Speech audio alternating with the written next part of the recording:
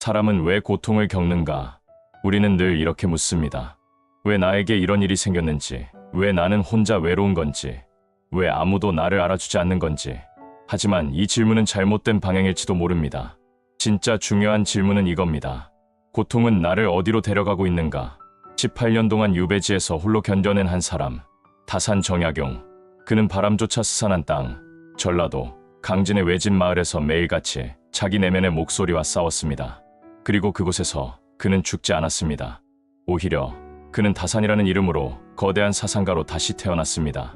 그가 18년간 되뇌었던 4가지 문장은 어쩌면 지금 당신의 삶에도 아주 깊은 울림을 줄 수 있습니다.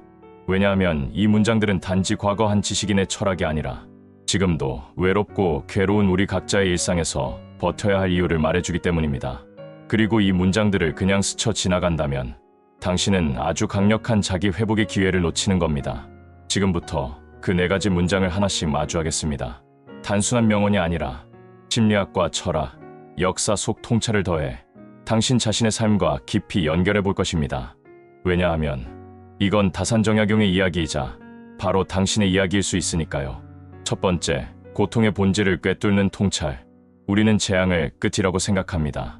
모든 것이 무너지고 돌이킬 수 없다고 느껴질 때 인간은 쉽게 절망하고 스스로를 포기하죠. 하지만 정약용은 유배지에서 이런 질문을 자신에게 던졌습니다. 왜 하늘은 나를 이곳으로 던졌는가? 그리고 마침내 그는 깨달았습니다. 이 고통은 나를 없애기 위함이 아니라 나를 새롭게 빚기 위한 도구라는 것. 이 말은 단순한 낙관주의나 위로가 아닙니다. 오히려 고통을 직시하고 그 안에 숨겨진 성장의 작동 원리를 이해한 사람만이 도달할 수 있는 관점입니다. 현대 심리학에서 이와 유사한 개념은 인지, 재구성입니다. 우리는 사건 자체보다 그 사건을 해석하는 방식에 따라 삶이 달라집니다. 정약용은 재앙을 단순한 파괴로 보지 않았습니다. 그는 자기 존재를 갈고 닦을 기회로 재해석했죠. 바로 이것이 멘탈 회복 탄력성의 핵심입니다. 예를 들어볼까요? 세계적인 피겨 선수 김연아는 무릎 부상과 슬럼프를 수없이 겪었습니다.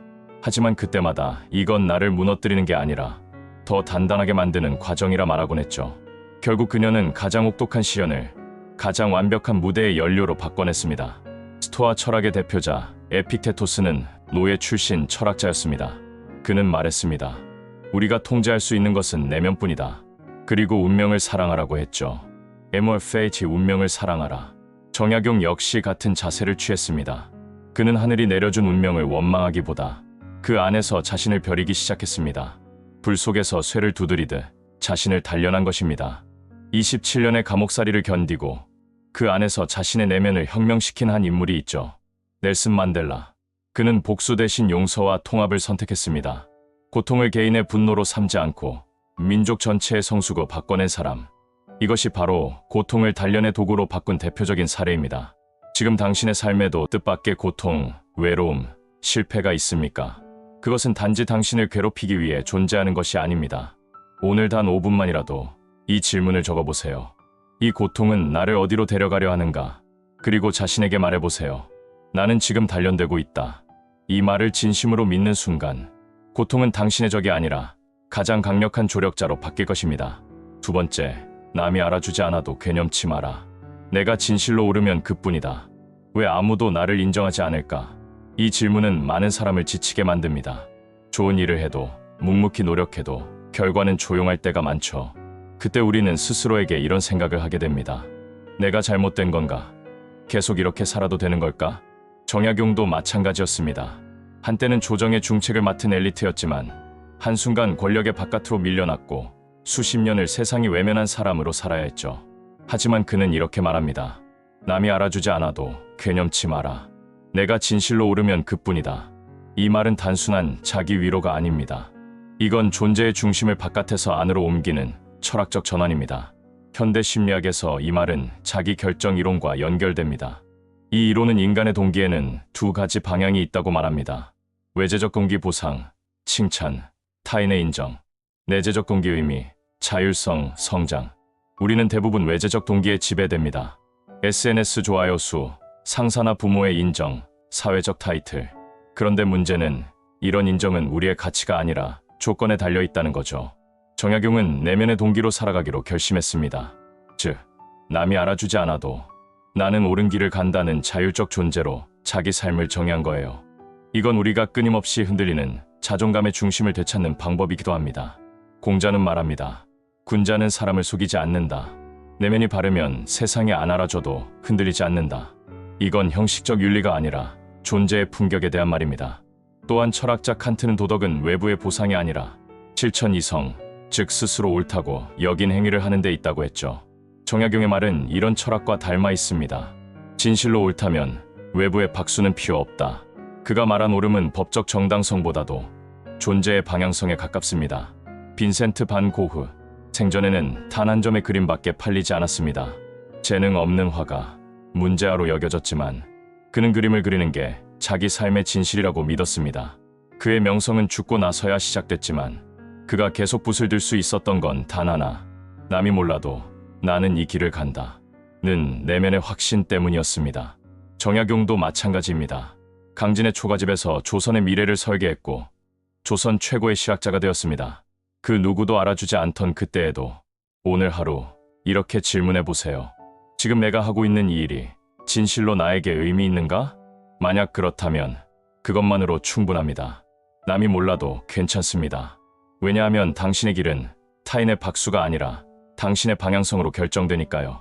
세 번째, 시련은 나를 단단하게 만들고 고독은 나를 깊게 만든다. 이 문장을 들으면 많은 사람들이 고개를 끄덕입니다. 하지만 진짜 문제는 여기입니다. 우리는 정말 시련과 고독을 성장의 기회로 받아들이고 있는가? 아니면 그 순간마다 왜 나만 이런 일을 겪는 거야? 라고 되묻고 있는 걸까요? 정약용은 단순히 참았다고 기록하지 않습니다. 그는 시련을 단단함의 연금술로, 고독을 기피의 원천으로 바꾸었습니다. 현대 심리학에는 스트레스 면역 이론이 있습니다. 지속적이고 적절한 스트레스는 오히려 정신적 면역력을 키운다는 개념이죠. 즉, 시련이 반복될수록 사람의 인지력, 감정 조절 능력, 회복 탄력성이 함께 자라난다는 이야기입니다. 정약용은 유배 중에 500여 권이 넘는 책을 썼습니다. 이건 그냥 시간을 때운 결과가 아닙니다.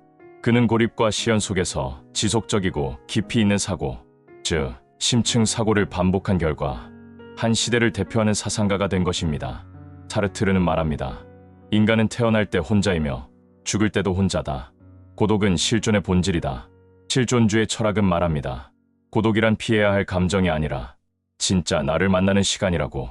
우리는 타인의 시선으로 나를 규정하고 비교 속에서 자기를 잊습니다. 하지만 고독 속에서는 그 모든 가면이 벗겨집니다. 진짜 내가 무엇을 원하고 무엇을 견딜 수 있으며 무엇에 흔들리는지 드러나는 순간이죠.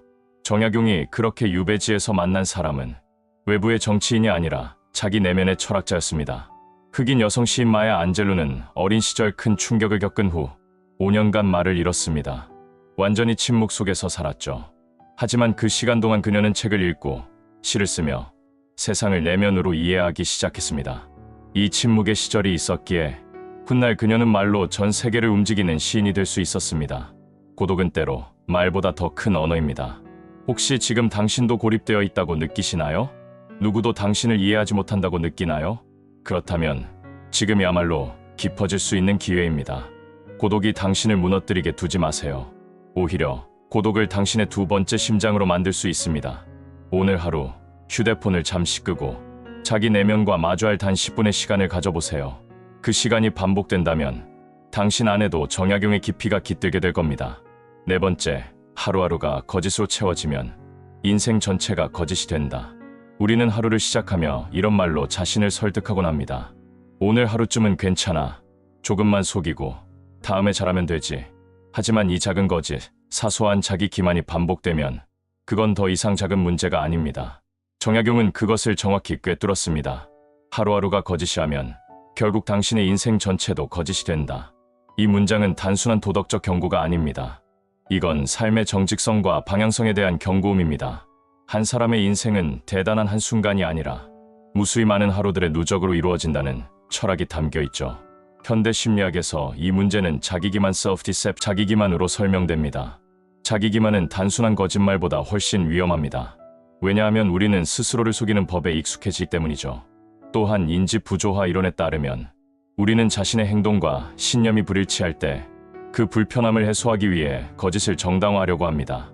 예를 들어 나는 성실한 사람이야 라고 믿으면서도 매일 해야 할 일을 미루거나 원하지 않는 일을 억지로 하면서 그 불편함을 요즘은 누구나 이 정도는 해라고 덮어버립니다.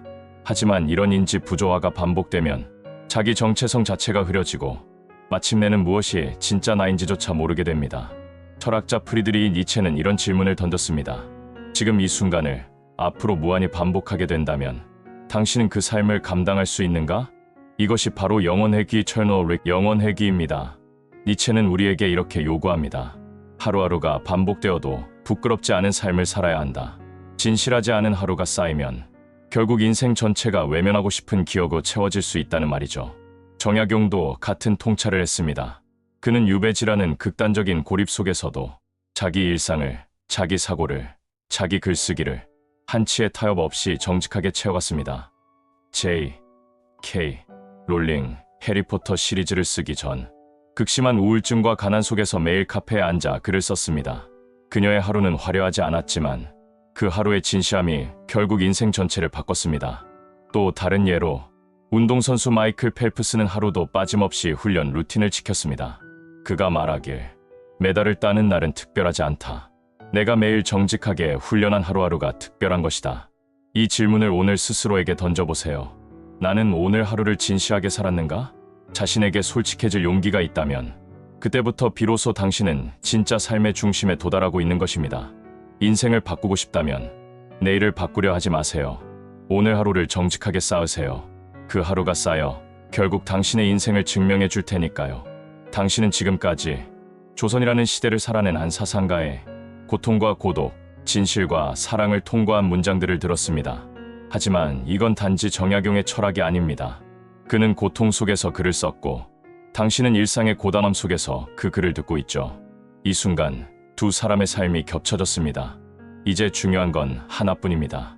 당신은 이 말들을 단지 좋은 이야기로 넘길 건가요? 아니면 당신의 하루에, 삶에, 관계에 직접 적용할 건가요? 시청자 실천 가이드 오늘 하루 한 문장만 실천해 보세요. 당장 거대한 변화를 시도할 필요는 없습니다. 오늘 하루 단 하나의 문장만 골라서 실천해 보세요. 지금 겪는 시련이 있다면 이 재앙은 나를 단련시키는 것이다. 외로움에 흔들리고 있다면 고독은 나를 깊게 만든다. 스스로의 진실에 확신이 없다면 남이 몰라도 내가 진실로 오르면 그뿐이다. 오늘 하루도 무의미하게 보내고 있다면 하루하루가 거짓이라면 인생도 거짓이 된다. 당신은 지금 어떤 문장이 가장 마음에 남았나요? 그리고 왜 그 문장이 지금 당신에게 필요한지 댓글로 나눠주세요.